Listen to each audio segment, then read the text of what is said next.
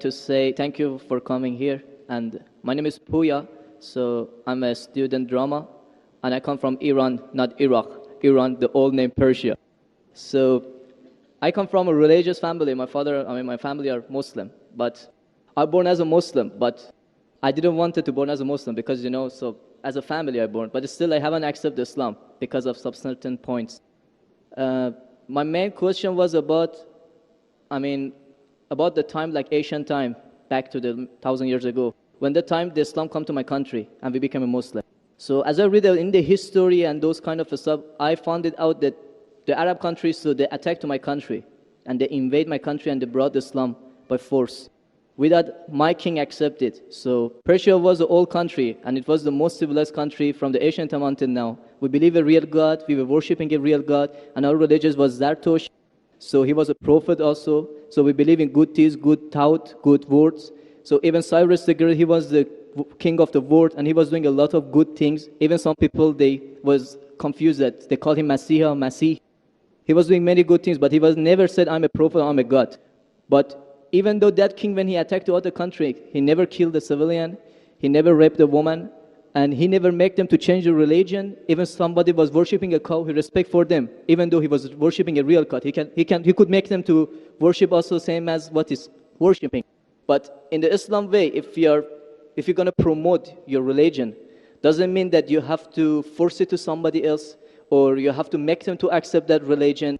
Because, human being means freedom. So anyone, they should have a right, human rights. So maybe those people, they didn't want that religion. So why they have to attack and, to bring it by force? That was the main question that make my heart a bit, to make my belief go down.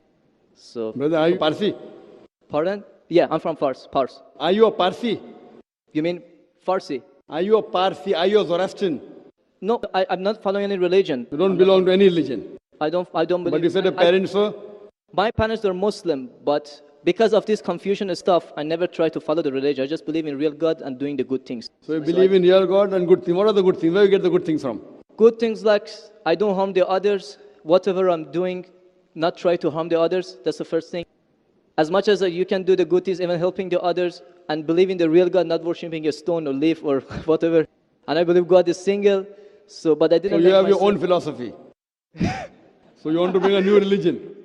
I'm not going to make any religion. I'm just following my brain because as I know, God gave us a brain. So I didn't make my mind busy by following the books. When I was 10 years old, I was just thinking until now even. So I tried to follow my brain. Thinking, he's saying, God as long as not a stone. Who told you stone is not a God? Anyway, I'll answer your basic question. Your basic question is that Muslims came to Persia and they conquered and they forced people to accept Islam. So no one should force at all. I agree with you.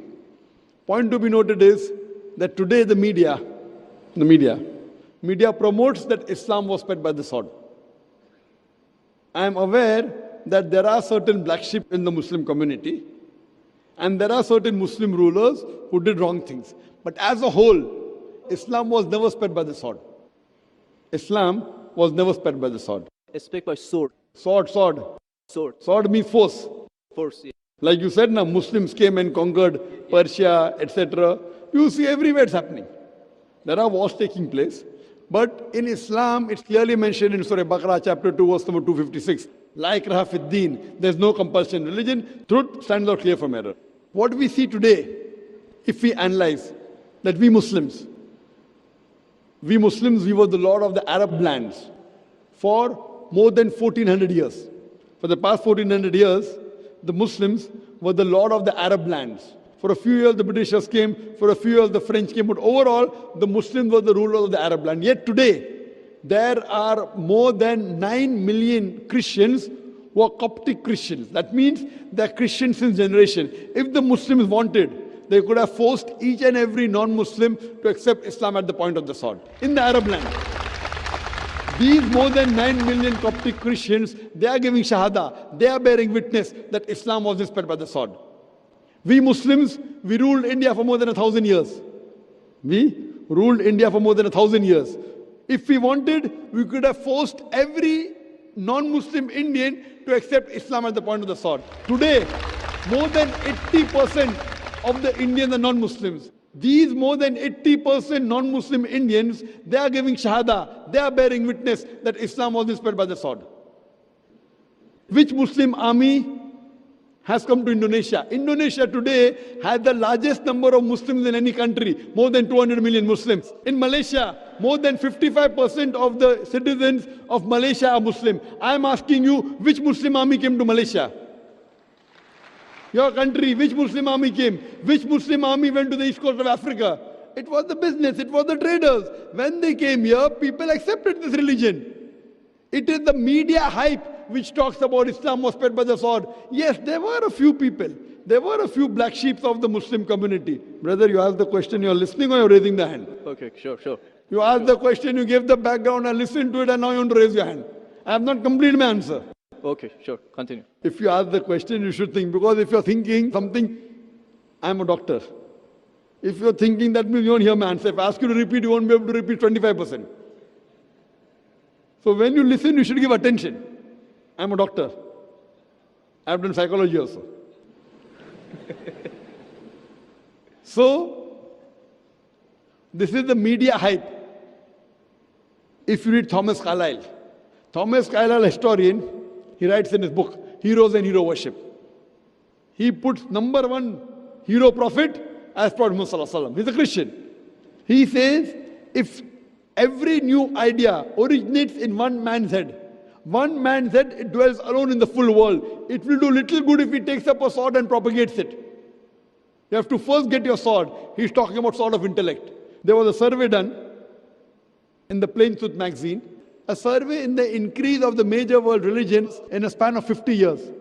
In a span of 50 years, from 1934 to 1984.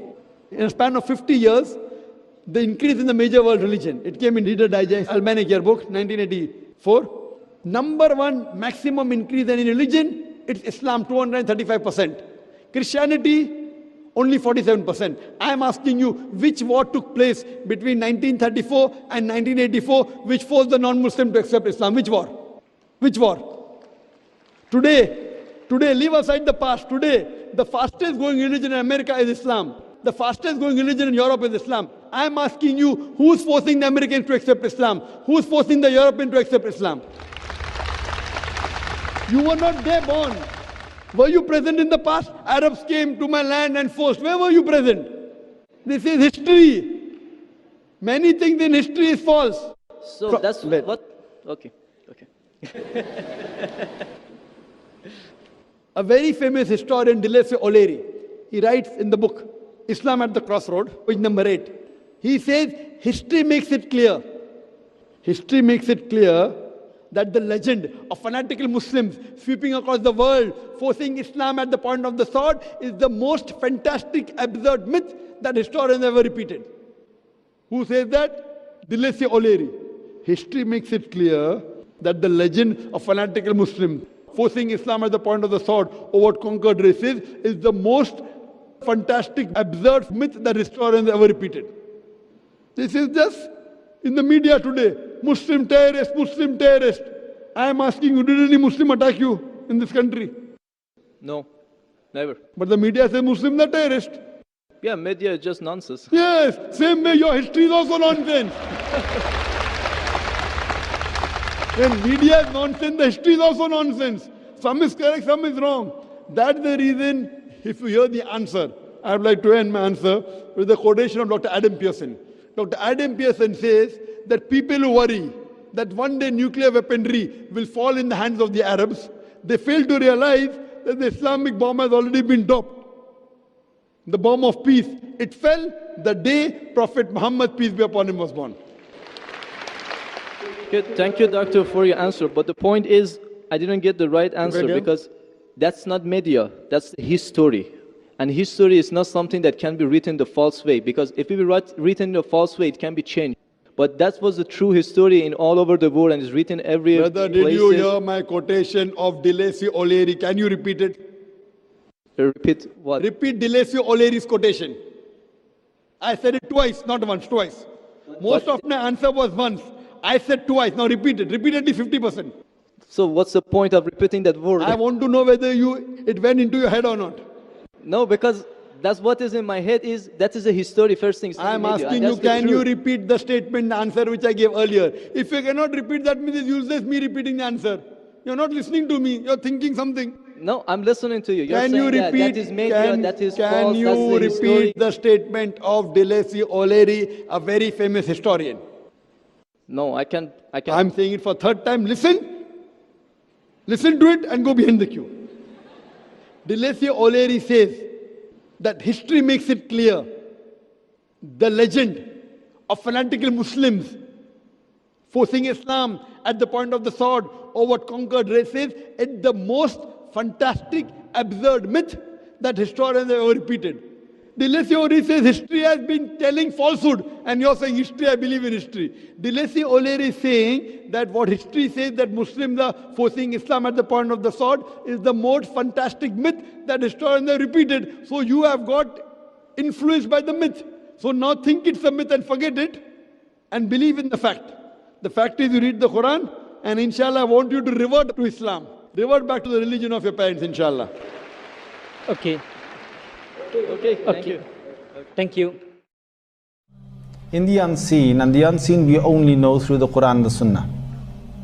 No person can know the unseen in its entirety except through the Quran and Sunnah. And we have Allah subhanahu wa ta'ala who has been very merciful to us to tell us what is happening in the unseen. Belief in the unseen is a very fundamental characteristic of a Muslim.